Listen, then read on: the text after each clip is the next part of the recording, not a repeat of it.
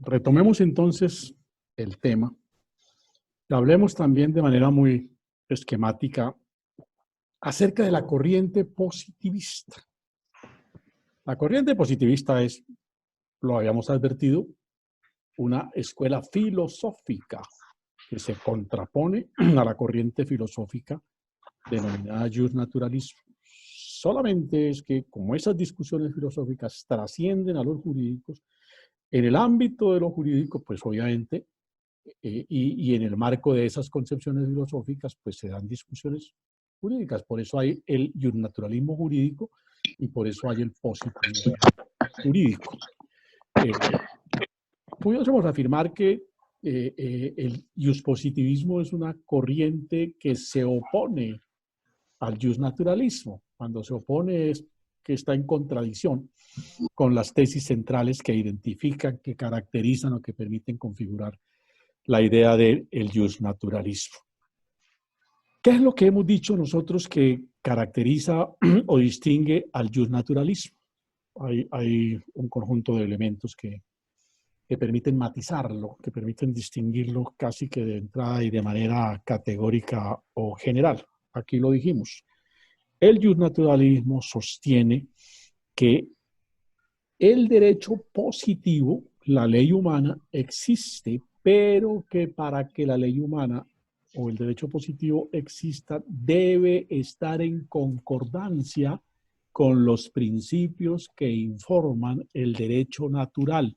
Porque lo que no tenga armonía con el derecho natural, la voluntad humana que está materializada en el llamado derecho positivo o en la ley humana de la que habla Santo Tomás, que no sea concordante con la ley natural, pues no es justa y por consiguiente no puede entenderse como derecho. Esa es, digamos, la distinción nuclear, la caracterización nuclear de lo que entendemos por el justnaturalismo de orden jurídico.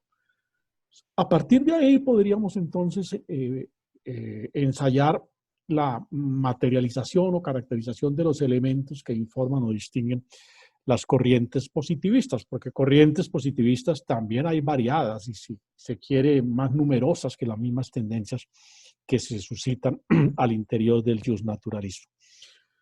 Lo primero que las tesis justpositivistas sostienen o informan es que la norma jurídica, como parte integrante de un orden normativo, de un conjunto sistema llamado derecho, no requiere ser sometida a ninguna prueba o a ninguna confrontación de carácter moral. Valga decir, el contenido de la norma positiva, de la norma jurídica en términos generales, en la concepción justpositivista, no requiere para efectos de su eficacia que se valore con algún postulado de carácter moral. Matar es delito. En tanto está previsto en la norma jurídica, ¿qué hace el justnaturalista? Va a la ley natural. Sí, confronta con un postulado ético, por supuesto. El justpositivista dice, no hay necesidad de hacer un juicio de carácter moral, examinar si hay un contenido ético o moral al interior de la norma jurídica. Por consiguiente, afirman los justpositivistas, si uno se preguntara qué es el derecho, pues se puede decir o se puede responder que el derecho no requiere, en principio, que se haga valoración de la norma jurídica de carácter moral como de ningún otro tipo, simplemente es el contenido de la norma desprovisto de otros ingredientes. Decía hace un instante que lo adoben o que le den un sabor en particular, es lo que la norma literal y expresamente diga. Por consiguiente, esa relación que advertíamos en la primera parte de la charla del día de hoy, que existe entre derecho y moral en las corrientes justnaturalistas, en las formulaciones justpositivistas no existe relación entre derecho y moral. Ahí sí hay total aislamiento entre uno y otro concepto. Por manera que ahí trazaríamos una profunda distinción. Un segundo elemento, una segunda caracterización que nos permitiría distinguir una y otra tesis es la respuesta que los justpositivistas dan a los naturalistas en el sentido de que no hay principios morales, primero, que sean eternos y segundo, que sean universales. No los hay, dicen los positivistas. Son principios cambiantes y temporales. A diferencia de los naturalistas, que en tanto es un derecho dado por la naturaleza, proveniente de la voluntad divina del creador del universo, pues es un derecho eterno, decíamos, vigente de manera indefinida en el tiempo y es no tiene temporalidad, ¿no? No tiene el derecho universal, es universal porque tampoco tiene territorialidad. En cambio, los positivistas circunscriben esos conceptos, esas tesis de que la norma jurídica sí es cambiante, sí tiene limitaciones de ese orden, está circunscrita a un espacio, a un entorno en el cual la norma tiene espacio, tiene desarrollo, tiene aplicación, tiene efectividad. Por manera que aquí hay un par de elementos que nos permiten ir distinguiendo uno y otro concepto. La negación del contenido de carácter moral no existe para el positivista. Y lo segundo es que no hay principios que sean eternos, que sean universales. Por consiguiente, la formulación naturalista a juicio del positivista no existe, es carente de cualquier realidad, de cualquier certeza de tipo filosófico jurídico. Las corrientes positivistas comienzan a aparecer para una mención muy rápida de tipo histórico en el siglo XIX. Los grandes filósofos del positivismo durante el siglo XVIII y el siglo XIX son un señor llamado Jeremías Bentham, que seguramente ustedes han oído nombrar, que es, entre otras cosas, uno de los teóricos, digamos, del liberalismo clásico, del liberalismo tradicional, del liberalismo como concepción filosófica en sus primeras expresiones. Bentham también es otro pensador que trató lo divino y lo humano. Es tal vez de los primeros expositores del positivismo como corriente filosófica para oponerse a las expresiones de la filosofía justnaturalista. Están también el señor Austin, está el señor Hugo Grocio, está el señor Hugo Pufendorf. Grocio y Pufendorf, miren ustedes, una característica común que tienen, son, además de filósofos, son juristas, por sobre todo en el campo del derecho internacional. A Grocio y a Pufendorf se les atribuye haber ayudado a estructurar el derecho internacional como una disciplina jurídica autónoma, ¿no? Son de los primeros tratadistas, de los primeros autores sobre derecho internacional. ¿Quiénes más podemos ubicar en la corriente de ese orden? Bueno, estaría el señor Kant, estaría el señor Spinoza, ¿no?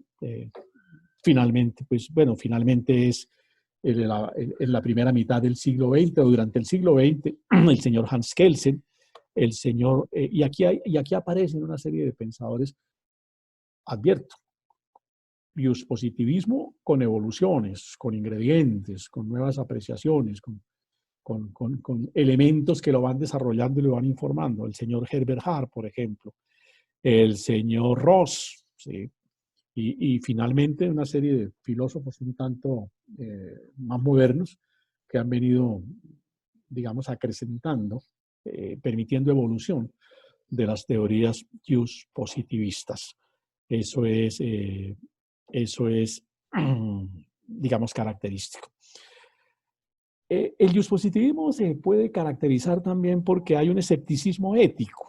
Es como la conclusión de que no existen juicios moralmente objetivos verdaderos y mucho menos que son universalmente válidos o que sean eternos, ¿no? No. Existe, la actitud, digamos, la actitud del filósofo positivista es de un escepticismo frente a lo ético y frente a lo moral, porque según el positivismo, pues no tiene esas dimensiones que el justnaturalismo le da. Por eso la teoría habla de una posición un tanto escéptica en el plano ético o moral de los positivistas. Tan escéptica escéptica, que no creen, pues, en que pueda valorarse en ningún plano ético o moral el ordenamiento jurídico. Lo segundo, consecuencia de la base moral que tiene el justnaturalismo, es que la formulación jurídica en el justnaturalismo es para el deber ser, porque es un juicio que parte de un presupuesto moral. Así debería ser. En tanto que para el positivismo es lo que es el ser antes que el deber ser. El deber ser siempre está condicionado, en tanto está orientado a lo que va a ser, a lo que debe ser en el estricto sentido del término deber ser, pues está precedido o lleno de un contenido de carácter ético o moral. Para el dispositivismo, el deber ser no existe, es lo que es, y no el deber ser. Y por consiguiente, ahí no cabe espacio para reflexiones de ese primer orden. Bien, sin perjuicio de alusiones que más adelante volveremos a hacer sobre las características de una y otra corriente, anticipemos, es que quiero en la clase de hoy como darlos, digamos, unos elementos para que ustedes puedan desarrollar un ejercicio que en la charla anterior yo les dije que iba a colocar, pero no lo hice por dos razones. Una, porque entendí, según informaciones, que ustedes estaban un tanto sobrecargados de actividades académicas, que en otras asignaturas los colegas profesores habían puesto un sinnúmero de actividades y trabajos, y no me pareció en esta asignatura, que para mí es antes que todo de gozo, de lúdica, recreativa, de ejercicio mental, sin compromiso de ninguna índole, pues sobrecargarlos con ejercicios. Por la otra, porque entendí que para un mejor resultado del ejercicio, resultado desde el punto de vista de la reflexión, que yo lo que quiero es que hagan reflexión frente a un tema que les anuncié, les voy a proponer, pues dije, me parece que hay que complementar, por lo menos con estos elementos básicos, en este mini tiempo de que disponemos para realizar las clases. Por eso hoy me he esforzado en presentar los elementos que informan el justnaturalismo en su corriente iluminista y el positivismo jurídico, digamos, en sus elementos básicos, primarios o centrales, para que con fundamento en estos elementos ustedes puedan responder el ejercicio cuyo contenido ya les anuncié. Es un ejercicio, creo que les dije, se trata de analizar una decisión de carácter judicial, asumir una postura como si ustedes fuesen los jueces frente a la situación allí planteada en el marco de las discusiones de las tesis justnaturalistas y justpositivistas, porque lo que plantea esa sentencia es justamente cuál de las dos tesis tiene prelación. Pero finalmente, digamos que se plantean unas especies de fórmulas conciliadoras, es decir, fórmulas de convivencia, de sistematización del derecho que permiten contar con el concurso de las dos tesis de carácter jurídico. Me explico. No existen dos instancias o dos categorías perfectamente separadas entre sí, en términos de que el derecho positivo y el derecho natural sean dos cosas totalmente aisladas, sin ninguna conexión, y que no para nada se comuniquen, que para nada se interrelacionen, que para nada se hablen. No. Las tendencias modernas tienden a formular que las dos vertientes pueden armonizarse, que las dos corrientes pueden tener una relación de manera tal que ambas pueden funcionar en la sistematización de un sistema o de un orden jurídico. Se ha puesto como ejemplo, para efecto de ilustrar la situación, un poco las corrientes de carácter dualista que distinguen que existe un cuerpo, ¿sí?, que es una sustancia material, y que existe un espíritu, que es una sustancia inmaterial, que integradas dan la vida del ser humano. La materia sin espíritu no permite vida, y el solo espíritu, sin estar incrustado en una materia, pues tampoco permite concebir vida. Entonces, en ese orden de ideas, se sostiene que el derecho natural actúa como una ley ordenadora, como una ley orientadora, ¿sí?, que le permite a la capacidad racional, a la capacidad de discernimiento que caracteriza al ser humano, capacidad que el ser humano aplica valorando, digamos, otra serie de elementos de carácter histórico, de carácter político, de carácter sociológico, en términos generales de orden cultural, y eso permite poder formular el derecho positivo. Eso permite poder formular el derecho positivo. Entonces hay conceptos, hay valores que son del mundo ético. La axiología es la teoría de los valores y es por esencia moral o ética, como la justicia, como el bien común, como la seguridad jurídica. De que tanto hablamos en los últimos años en Colombia, la paz, que entre otras cosas es un derecho fundamental consagrado en la Constitución, del que estamos hablando en estos días. ¿Cuál es el más nombrado de los principios del que estamos hablando en estos días? La solidaridad. Son principios que corresponden a contenidos morales o éticos, que esos principios, en tanto se entiendan como orientadores o formuladores del marco a partir del cual el hombre ejerce su razón, permiten la configuración de un derecho de carácter eminentemente positivo.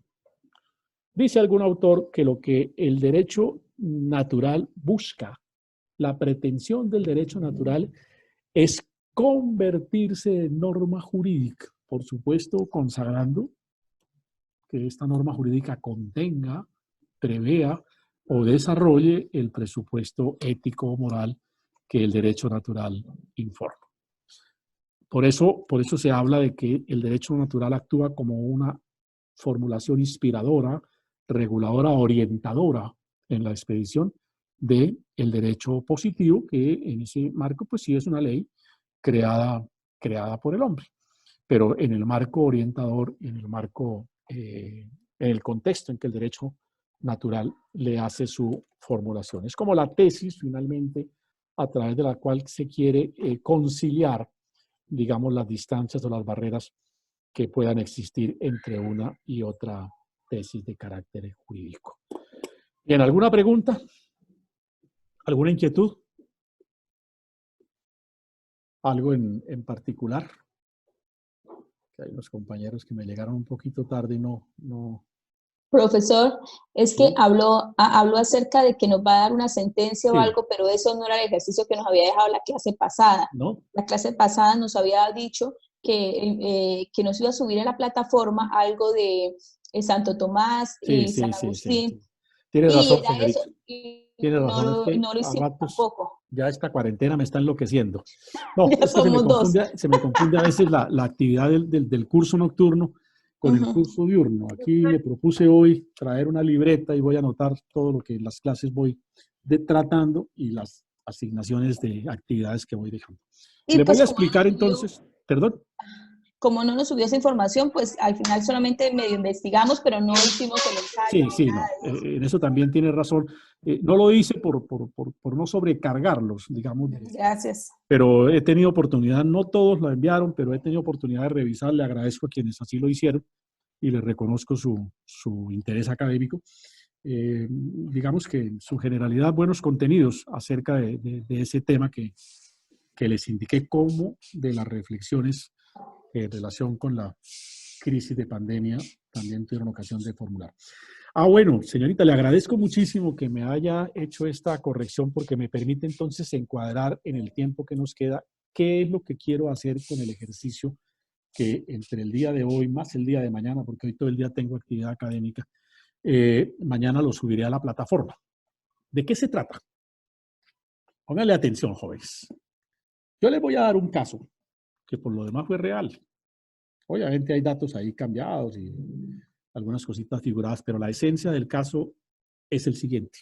Lo voy a contar para que ustedes, el material son aproximadamente 3, 4 hojas, ¿no? No se asusten porque sean 4 hojas, es simplemente una lectura. De la lectura del caso que les planteo, ustedes resuelven el conflicto o dándole aplicación a las tesis naturalistas con los precarios elementos que hasta ahora manejamos, o dándole aplicación a las tesis positivistas de igual manera, con la mínima información que hasta el momento tenemos. Pero decía García Márquez, la única fórmula de aprender a hacer ponqués es haciendo ponqués. Entonces la única manera como de meternos un poco más en el cuento de las dos tesis filosóficas es poniéndolas en aplicación, tratando de aplicarlas a nuestra manera, en nuestro entender. ¿Cuál es el caso, jóvenes? Pónganle cuidado al caso. Un joven tenía un abuelo. El abuelo hizo un testamento. En el testamento, el abuelo le deja una gran fortuna a este joven, que era su nieto. ¿Sí? Entonces, en el testamento, por allá en una de las cláusulas, dice, para mi nieto fulano de tal le dejo tal, tal y tal y tal y tal cosa. Digamos, la parte gruesa de la fortuna que el viejo hacendado tenía. Es el joven, movido por la ambición, la codicia, decide al poco tiempo matar al abuelo para quedarse con la fortuna. ¿Sí? Listo. Mata al abuelo. Mata al abuelo. Muerto el abuelo, el joven hace la reclamación de la asignación testamentaria que el abuelo había consignado en el escrito de testamento. Pero se descubre que el joven lo mató. Lo ponen preso. Al joven lo condenan como autor del delito de homicidio. Efectivamente, se estableció que él mató al abuelo y de eso no hubo duda de ninguna especie. El proceso estableció esa verdad. Pero él dice, por conducto de su abogado, está bien, yo lo maté, no hay ningún problema, yo lo reconozco, yo lo acepto, pero a mí me tienen que pagar lo que mi abuelo en el testamento dijo que me tocaba y me correspondía, porque esa fue la voluntad de él. Y eso es lo que está escrito en un documento. Y lo que está escrito, escrito está. Entonces viene el juicio. Obviamente, los interesados, digamos, en la memoria del viejo, en no alcahuetear, excúsenme el término, el delito cometido por el menor, que lo hizo movido por el deseo y la codicia y la avaricia de quedarse con la fortuna, dicen, no puede ser de derecho que un acto injusto, como el haber matado al abuelo, con el propósito de quedarse con la fortuna, finalmente permita el derecho que se le pague la fortuna. Eso es contrario a cualquier ley natural. Entonces aflora la tesis naturalista, que por supuesto en el documento que le voy a remitir está consignado con más detalle y con mayor propiedad. ¿Qué dice el abogado o la parte o el interés jurídico del muchacho? No hay ningún problema, yo lo maté, el muchacho lo mató, pero según la norma jurídica y lo que está escrito en el testamento, y lo que está escrito en el testamento tiene respaldo en una norma jurídica, y la norma jurídica no excluye la asignación testamentaria al muchacho por haber matado al abuelo, lo que la norma jurídica dice es, hay que pagarle, porque fue designado acreedor testamentario. Luego sí, el muchacho purgará la cárcel, pero háganme el favor y le giran el cheque donde le tienen que dar la plata al muchacho. Y entonces se plantea el debate. Ahí hay elementos de juicio de uno y otro. Es un escrito hasta divertido. Bueno, les digo que esta clase es para divertirnos. Ninguno se torture con la materia de filosofía del derecho. Entonces, quiero que ustedes reflexionen a su manera, con sus criterios propios, con los pocos elementos de juicio que hasta el momento tenemos, pero desarrollados por la creatividad y la inteligencia de ustedes, resuelven el caso. Ustedes me dirán, mire, yo como juez le daría aplicación a la tesis naturalista por estas y estas razones. O yo como juez le doy aplicación a la tesis positivista por estas y estas razones. ¿Sí? Resolverá. Obviamente, si triunfa el naturalismo, el muchacho no puede acceder a reclamar la plata. Y obviamente, si triunfa el positivismo, al muchacho hay que pagar. Quiero que prescindan, sobre todo los que están metidos un tanto en el mundo jurídico, porque son funcionarios judiciales, porque trabajan con abogados, porque manejan códigos, en fin. Quiero que prescindan, no pongan en consideración un elemento de la legislación colombiana, por supuesto, que cuando el homicidio se presenta en estas circunstancias con ese propósito, la ley lo excluye como heredero. No le permite porque ahí hay una aplicación de la tesis yo naturalista. Lo que quiero es que hagan el ejercicio desprovisto de esa consideración, porque alguno me va a decir, es que el Código Civil colombiano dice que tal. No me interesa para nada el código. Aquí les decía yo a ustedes en una clase anterior, pero lo que me interesa es que cuando a ustedes se les presente una situación, se olviden de qué dice la ley, se olviden de qué dijo la jurisprudencia, se olviden de lo que el profesor decía, se olviden de lo que el tratadista fulano sutano en los 40 tomos de enciclopedia jurídica. No, lo primero que uno tiene que hacer es mirar cómo ve uno el asunto. Muchos de ustedes tienen pareja o han tenido pareja. ¿Y cuál es la primera reflexión que uno hace? Es como me parece a mí. Después es cuando uno comienza a preguntar, ¿qué pensará mi mamá? ¿Y qué pensará mi papá? ¿Y qué dirán mis vecinos? ¿Qué dirá mi ex esposa? ¿Qué dirán mis hijos? ¿Qué dirá fulano? ¿Qué dirá su...? Esas ya son las reflexiones. Pero uno comienza es por lo de uno. Esa es la experiencia que yo quiero que ustedes aprendan y asimilen, biologicen. Cuando se les presente un caso jurídico, primero mírenlo ustedes con lo que ustedes tienen. Y ahí después sí dicen, bueno, ahora sí yo tengo una idea, ahora sí voy a mirar qué dice la ley. Porque si la idea es de la forma, pero voy a mirar primero qué dice el artículo 80 del código, qué dirá el profesor tal, qué dirá el jurista tal, qué dirá la jurisprudencia de la Corte. No, esos son elementos, digamos, auxiliares. Aquí estamos es en la tarea de querer formar un mínimo de procedimiento, de meditación jurídica, de reflexión jurídica. Por eso, el ejercicio con estos elementos mínimos me parece muy, muy útil para ese cometido. No hagamos sentencias, máximo 2 hojas. Esto no da para, por el momento no da para mucho más. Y las cosas ¿cómo es que dice el aforismo? Las cosas buenas, entre más breves, 2 veces más buenas, es que dicen.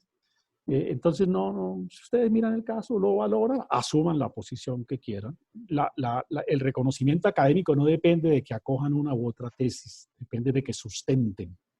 ¿Sí? De que sustenten. Ojo, sustenten con sus propios elementos, con sus propios argumentos, con sus propias consideraciones, a partir de las informaciones que hasta el momento tenemos sobre la teoría.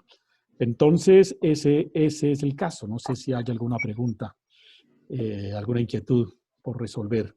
Lo estaré subiendo a más tardar entre mañana y el lunes al sistema para que por tarde, el día jueves, en las horas de la tarde, a las 6 de la tarde, me hayan respondido, para tener tiempo el día viernes de mirarlo y poderlo comentar dentro de 8 días.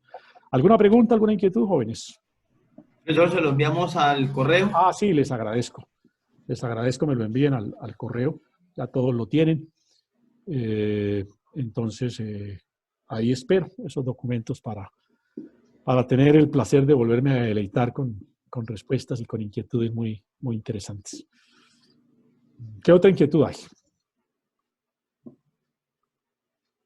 Si no hay ninguna otra inquietud, pues damos por terminada la clase de hoy, que también ya está llegando a su punto final. Quedamos entonces pendientes de subir el texto del ejercicio. Son aproximadamente 3 o 4 hojas. Y esa es la situación. Ahí las 3 o 4 hojas, el caso va a lo siguiente. Eran 3 los jueces. Y al momento de firmar la sentencia, solo había 2. El uno tenía una posición y el otro tenía otra posición. Entonces, ¿qué hacemos con el tercer juez? ¿Qué hacemos? Entonces, ¿de qué se trata? De que ustedes hagan de tercer juez para que resuelvan la discusión, o para un lado o para el otro, o para el justnaturalismo o para el justpositivismo. Bueno, jóvenes, les agradezco muchísimo, muy amables por su participación, su interés, y nos veremos dentro de 8 días. Cualquier inquietud, ya saben, a mi correo me pueden enviar los mensajes, y espero que podamos la próxima semana comentar esta actividad académica. Listo, doctor. Muchas gracias. Mil gracias, les deseo feliz cuarentena y sigamos teniendo paciencia y contribuyendo con nuestro ejemplar. Doctor, gracias, muchas doctor. gracias. Feliz tarde. Gracias, doctor, muy amable. A usted, muy amable. Muchas gracias. Nos veremos Gracias. dentro de 8 días. Gracias, doctor.